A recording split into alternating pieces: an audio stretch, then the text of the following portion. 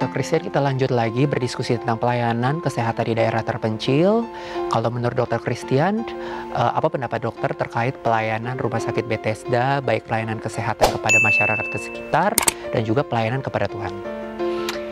Ya, memang dua aspek itu yang terus-menerus kita belajar sebenarnya. Kita terus belajar melayani Tuhan dan sesama. Jadi memang seperti yang mungkin saya sampaikan di awal bahwa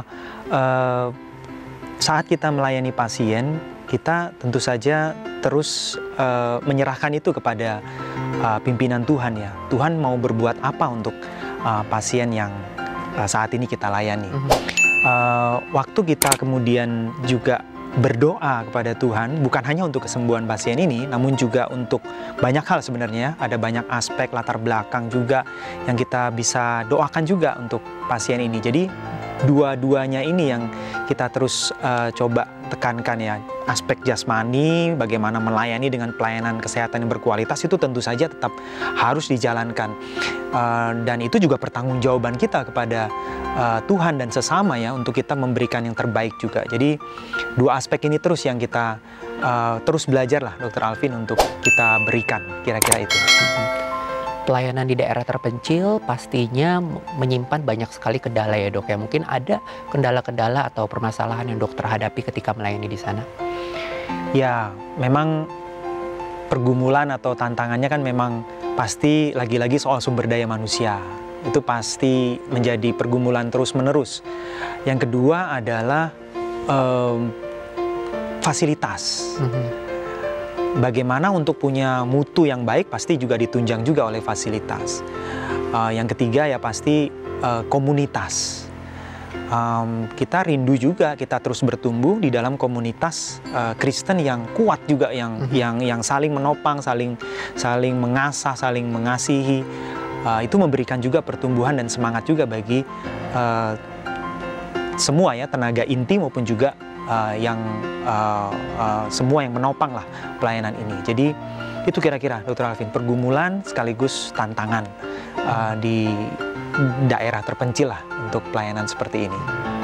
Lalu dok, mungkin saya penasaran jika ketika Dokter Christian menemukan kasus yang memerlukan penanganan khusus dengan peralatan yang lebih canggih, biasanya dilakukan apakah ada rumah sakit rujukan tertentu atau? Ya, memang kita paling dekat ya ke LIA, sekitar ada kota 50 menit atau maaf sekarang mungkin sudah dicapainya 1 jam 15 menit atau bahkan sampai yang 4 jam. Ada tempat-tempat yang memang menjadi rumah sakit rujukan. Jadi kita tetap juga harus mencapai juga level-level di mana pelayanan kesehatan itu bisa terpenuhi juga untuk kasus-kasus yang mungkin kompleks ya. Dan walaupun mereka yang tidak punya dana, ya kita berusaha untuk menopang itu. Kira-kira itu, Dr. Alvin. Oke. Berbicara tentang pergumulan, mungkin juga ada beberapa orang yang ingin melakukan pelayanan tetapi terganjal oleh isu terkait partner atau menikah. Umumnya jika mereka ingin menikah, mereka jadi lebih ragu untuk melakukan pelayanan ke daerah terpencil. Mungkin Dokter Christian bisa sharing bagaimana sih pengalaman sebagai seorang yang mungkin masih single ataupun sudah menikah ketika melakukan pelayanan di daerah terpencil.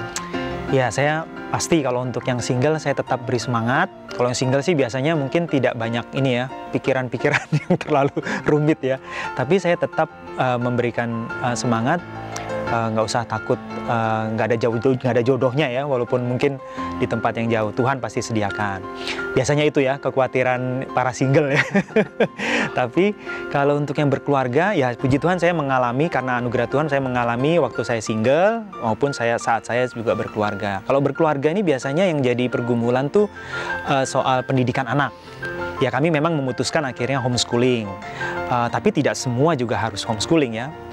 Anak saya yang pertama di sana itu sejak umur 6 bulan. Anak saya yang kedua memang juga lahir di sana ya, di Kalimantan Barat. Jadi ya kami memang memutuskan homeschooling untuk kemudian ya mengambil tanggung jawab lah sebagai orang tua untuk kemudian mendidik anak-anak kami di dalam Tuhan.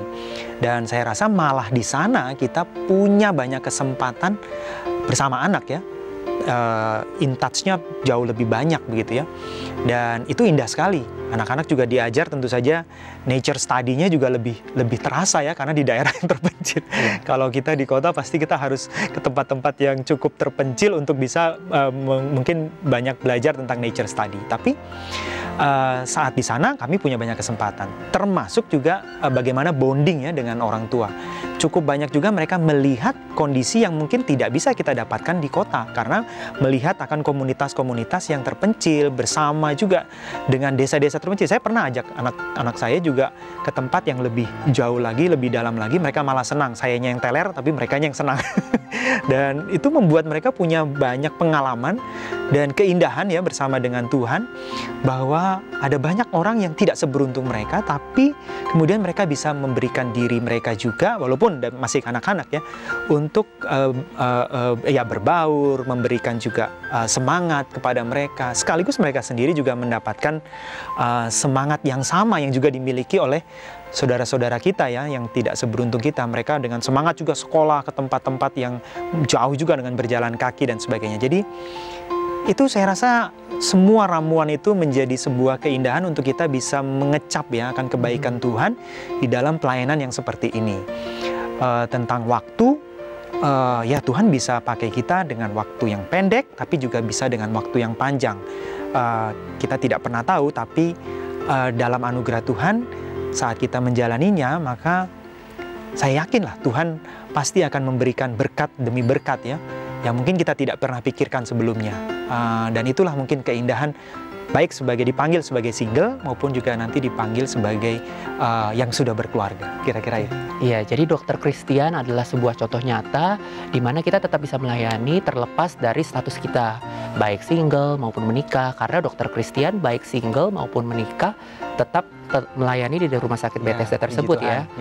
Dan lihat bahwa Dokter Christian tetap dijaga dan semua kebutuhannya tetap dilengkapi oleh Tuhan. Amin. Mungkin satu pertanyaan terakhir, Dok. Bagaimana menurut dokter gereja bisa memperlengkapi atau membantu rumah sakit misi dalam melayani masyarakat, karena letak rumah sakit ini kan juga di daerah terpencil. Apa sih sebenarnya peran gereja yang bisa dilakukan untuk membantu rumah sakit ini? Pertama, saya memuji Tuhan karena waktu saya datang di sekitar awal tahun 2000 dan kemudian sampai sekarang, saya melihat pertumbuhan gereja yang membantu pelayanan-pelayanan misi seperti ini itu sudah semakin baik menurut saya ya. Jadi gereja bisa banyak sekali berperan, mulai dengan misalnya mengutus hamba-hamba Tuhan untuk bisa melayani di dalam pelayanan kerohanian misalnya.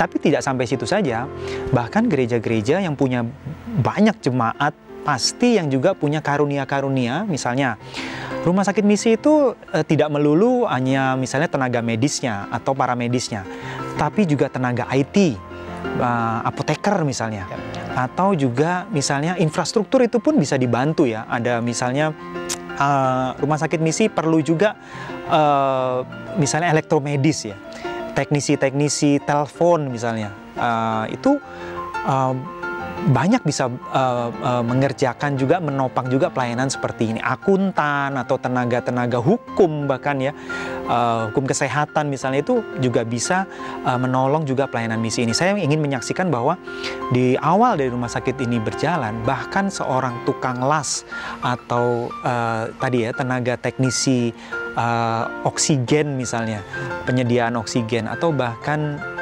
tukang kayu, itu mereka datang dari luar negeri untuk membantu pelayanan ini, karena listrik, air, sarana air bersih dan semuanya itu harus disediakan secara mandiri oleh rumah sakit. Tidak ada dukungan dari pemerintah.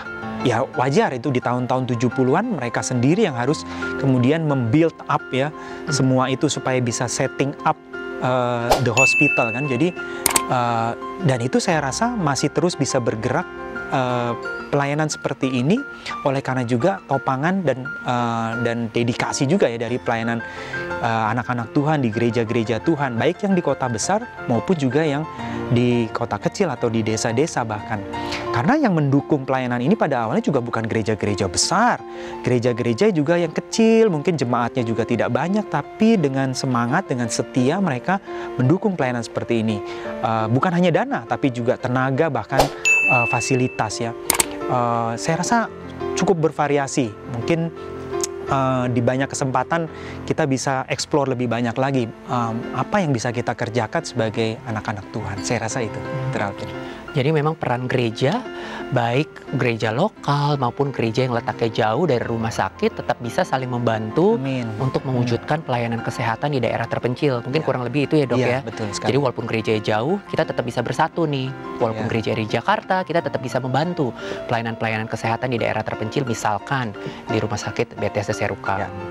Oke, terima kasih Dr. Christian atas waktunya. Banyak sekali yang kita pelajari hari ini, mulai dari bahwa kita bisa belajar bahwa pelayanan itu tidak hanya terbatas di dalam gereja saja, dan kedua bagi teman-teman yang ingin melayani namun masih memiliki pergumulan, tidak perlu khawatir karena pergumulan tersebut akan dijawab dan akan dilengkapi semuanya oleh Tuhan.